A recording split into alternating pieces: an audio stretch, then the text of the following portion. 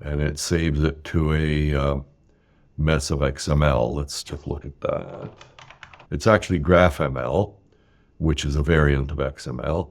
And most of the information here is not needed by the compiler and interpreter. It's all graphical information.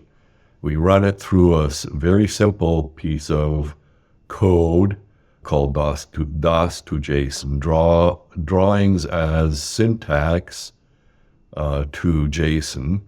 In fact, it's an XML parser, and we parse it down to and save it in program test.draw.io.json.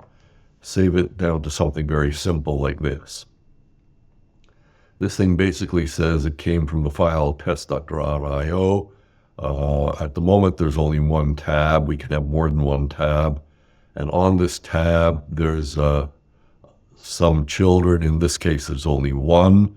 That's describing this part here.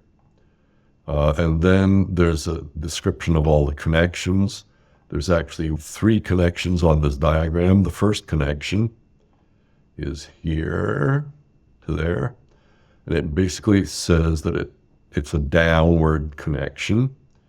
And it's the source of the connection is the main diagram, which happens to be number 0.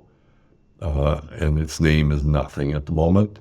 And the source port is this thing over here, and it has the empty string as its name.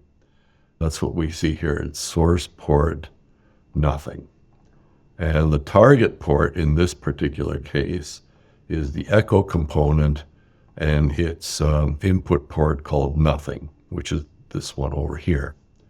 And that's that connection that we just saw here. That connection is this. And then the other 2 connections are shown here and here. These 2 connections, basically from output to output and from error to error. And that's it.